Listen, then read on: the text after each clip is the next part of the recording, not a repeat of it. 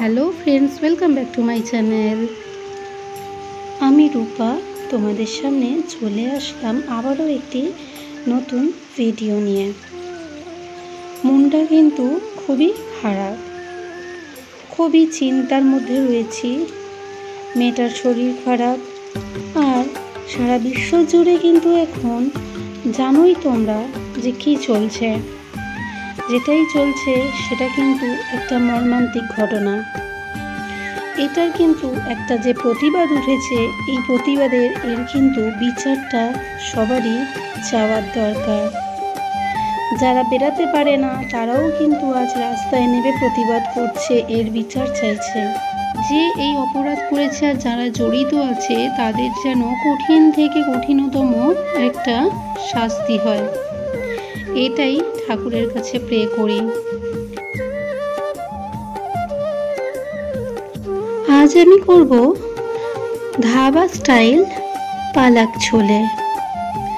তাহলে চলো দেখে নেওয়া যাক এই রেসিপিটি আমি কিভাবে করছি। পালং শাক নিয়েছি 2 আটি। পালং শাকটাকে ভালো করে বেছে কেটে ধুয়ে নুন দিয়ে সেদ্ধ বসিয়ে দিয়েছি। পাশে আমি কড়া বসিয়ে দিয়েছি। কড়াটা গরম হয়ে গেছে, এবারেতে আমি তেল অ্যাড করব। তেলটা গরম হয়ে যাওয়া অবধি একটু অপেক্ষা করার পর এই তেলেই আমি দেব পাকা পাকা কাঁচা লঙ্কা, পেঁয়াজ, আদা আর রসুন।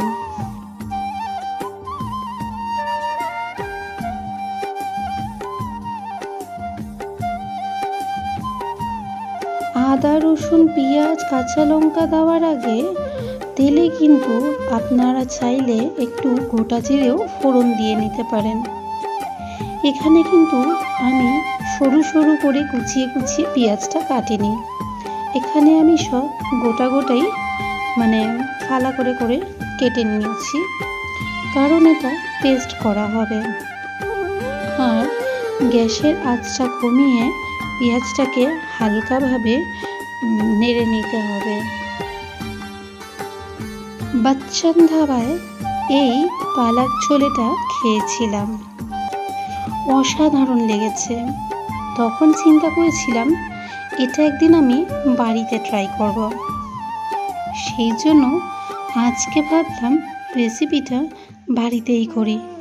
বাইরের ওয়েদারটাও কিন্তু দারুণ। তো যাই হোক, দেখো এটা আমি একদম আঁচ কমিয়ে পেঁয়াজটা ভাজছি, ভাজা হবে না, নরম করব বলে আঁচ কমিয়ে দিয়েছি।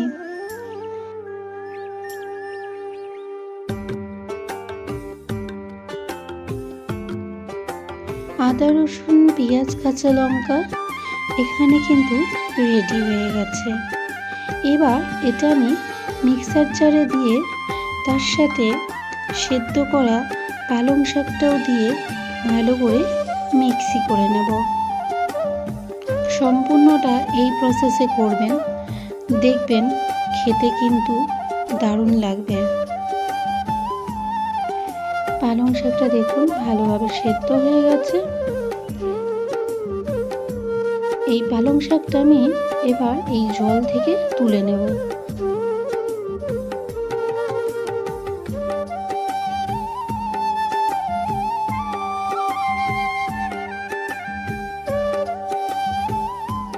তাহলে চলুন এবার এটাকে পেস্ট করে নেওয়া যাক।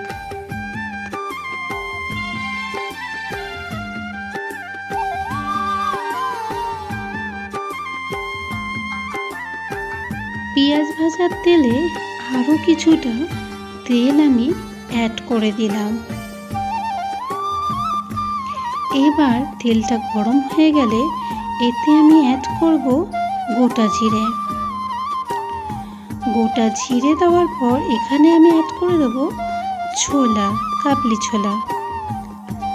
কাবলি ছোলা অ্যাড করার পর সামান্য একটু নেড়ে নেব।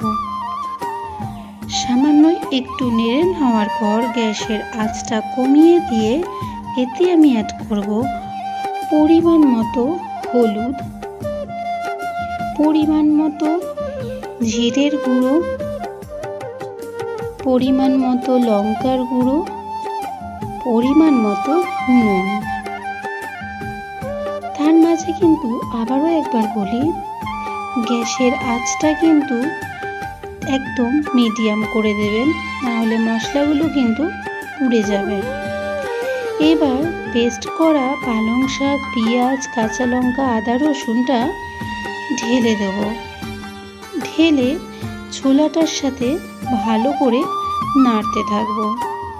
পালাক ছোলে করার সময় কিন্তু বেশি জল লাগে না, কারণ পালং শাকে কিন্তু এমনি জল ছাড়ে, আর এটা কিন্তু একটু মাখা মাখা হয়, সেই জন্য এটাতে খুব একটা জলের ইউজ হয় না। মিক্সিটা ধুয়ে আমি ওইটুকুই জল ইউজ করব, আর ঢাকা দিয়ে দিয়ে করলে এটা আরও ভালো হয়। তো দেখুন, এখানে আমি মিক্সিটা ধুয়ে জলটা দিয়ে দিলাম। মিক্সিটা ধুয়ে জলটা দেওয়ার পর আরও একটু নাড়াচাড়া করব। গ্যাসের আঁচটা কিন্তু মিডিয়ামেই আছে। এই পালাক ছোলেটা কিন্তু আপনি তন্দুরি রুটি, পরোটা বা নান যে কোনো কিছুর সাথেই খেতে পারেন। এটা কিন্তু দারুণ লাগবে। এবার দেখুন, এটা আমি ঢেকে দিলাম বেশ কিছুক্ষণের জন্য। এরপর আবার কিছুক্ষণ পরে এসে ঢাকনাটা খুলে আবার একটু নাড়াচাড়া করব। এটা নিচে ধরে যাচ্ছে না, তার একটাই কারণ, আমি আঁচটা কিন্তু কমিয়ে ঢাকা দিয়ে দিচ্ছি, আর ঢাকা থেকে যে ভাপে জলটা পড়ছে সেই জলেই এটা আমি করছি। তো আবার একটু ঢেকে দিলাম। 5-10 মিনিট পর এসে আবার ঢাকা খুলে আবার বেশ কিছুক্ষণ এটাকে নাড়াচাড়া করব। দেখেছেন কেমন তেল উঠছে? জিনিসটা কিন্তু এইভাবেই করতে হবে। এতক্ষণ যারা ভিডিওটা ধৈর্য ধরে দেখছেন, তারা যদি লাইক দিতে ভুলে যান, প্লিজ একটা লাইক দিয়ে আবার ভিডিওটা কন্টিনিউ করুন। এবার এতে আমি অ্যাড করব কাসুরি মেথি। কাসুরি মেথিটাও কিন্তু পরিমাণ বুঝে দিতে হবে। তার সাথে অ্যাড করব চানা মশলা। চানা মশলাটা অ্যাড করার পর বেশ কিছুক্ষণ নাড়াচাড়া করব, যাতে সমস্ত মশলাটা একসাথে ভালোভাবে মিশে যায়। এরপরে এতে আমি অ্যাড করব 1 ফোঁটা চিনি। সেটাও কিন্তু স্বাদ অনুযায়ী দেবেন। যে যেমনভাবে মিষ্টি খেতে ভালোবাসেন সে সেরকম বুঝেই মিষ্টিটা দেবেন। মিষ্টিটা দেওয়ার পর আবারও কিছুক্ষণ নাড়াচাড়া করব। আমার আজকের রেসিপিটি যদি আপনাদের ভালো লেগে থাকে, তাহলে অবশ্যই একটি কমেন্টের মাধ্যমে জানাবেন। যারা আমার চ্যানেলে নতুন বন্ধু, তারা প্লিজ আমার চ্যানেলটি সাবস্ক্রাইব করে দিয়ে আমার পাশে থাকবেন। এবার চানাটা আমি সার্ভ করে নেব। আবারও দেখা হবে নতুন একটি ভিডিওর সাথে। ততক্ষণের জন্য ভালো থাকবেন, সুস্থ থাকবেন। Thanks for watching my video.